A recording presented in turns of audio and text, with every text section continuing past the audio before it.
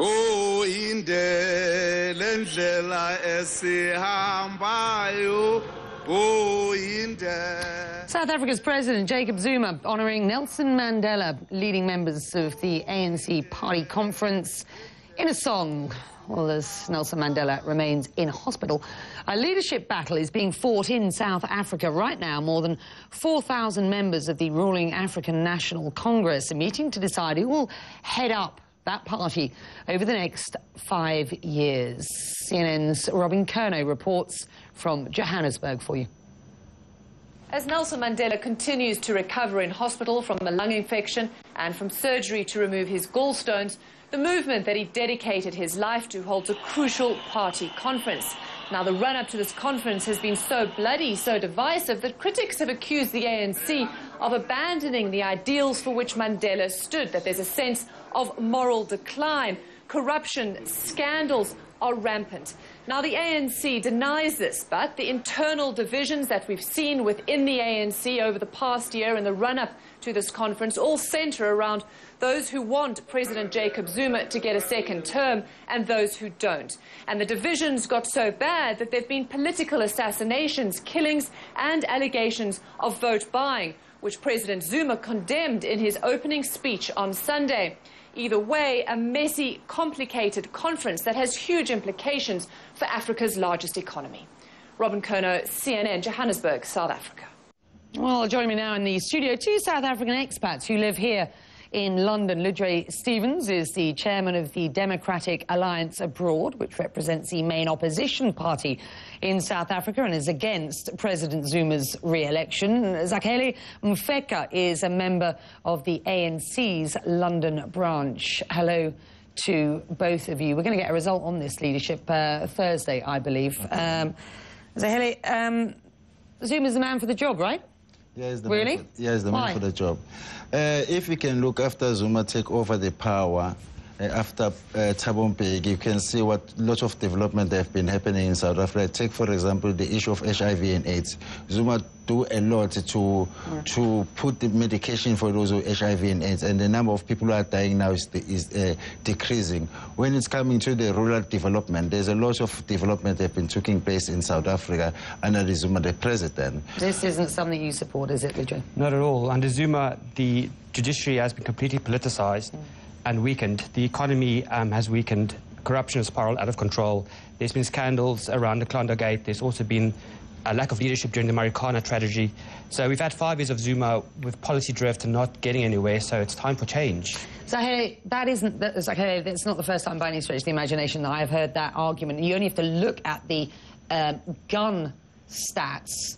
And we did those earlier on this show when we were talking about gun control in the States, or the lack of it, to show that the number of murders per 100,000 guns owned in the States is something like 8 times higher in South Africa than it is in the United States. You have to admit that things are looking pretty dire in South Africa at the moment. Not look pretty dire, because the government, they're doing a lot. If you can compare 5 years, 10 years ago, the number of serious crime have been decreased, and the government is trying all its best to fight with crime. But it's so difficult, because you need to understand in South Africa there's a lot of immigration. Some of the crime that are happening in South Africa are not committed by South African people who are in South Africa. Like, if you can check the robbery of banks, the guy who was arrested was from Zimbabwe, was not a South African. But the government, yes, it's not things that will happen so quick, but they are trying to do it to decrease the crime. But the question is he the man for the job, or is he, for example, somebody who perhaps should stand aside and let Motlanthe, for example, who is his opposition at this stage, his only opposition at this stage, because, of course, Malema is no longer in the leadership. Well, of course, we would like our party leader to be president of the country, but going back to the example just now, Zimbabwe is another example where the ANC has failed on international diplomacy. Had they controlled Mugabe much better, had they controlled the situation, we wouldn't have had an influx of all of the foreign people coming in to take jobs and those sort of things. But going back to the gun control comment, that's more a symptom of poverty, unemployment, rather than too many guns in the country. So we need to get a government in place that creates jobs, grows the economies, and creates a healthy investment environment, rather than carry on with the current policies, which are not getting us anywhere. Is race still a significant issue in South Africa today? I think Go on. Sure, I think it's used for an excuse for everything. I think whenever positions need to be defended and there's no credible way of defending it, it goes back to racism or apartheid. Obviously, there's a need for redress. Obviously, there's a need for us to correct what happened in the past. But I think it's often used as a scapegoat rather than actually tackling the real issues. And that's interesting, isn't it? Given that Nelson Mandela is recovering in hospital today, all of us so inspired by what happened in the early 1990s. I put it to you then, Zakhele, is race still an issue, and as your colleague here has suggested, sometimes used as an excuse for the status quo as things are now? Yeah, the race is still an issue in South Africa, and it will take time. Not in South Africa, if you can check around the world, there's still a problem of racism. Going back to the terms of economy and the job creation, it's not a problem that's facing only South Africa, it's a problem that's facing the whole world. It's not only because the lack of Zuma not taking the good leadership. If you can check here, the number of people who are not working, go to check in America, it's not because of lack of Zuma, it's the economy around the world. It's not just rumour and conjecture around Zuma. There have been a number of things, not least the allegations of some $27 million worth of taxpayers' money being spent on upgrading his own residence. I know you've got an argument for that, I'm sure, you know, suggesting that that wasn't his money, he didn't know anything about it, but can you really sit here today and say that things are better for South Africa under Jacob Zuma today in 2012?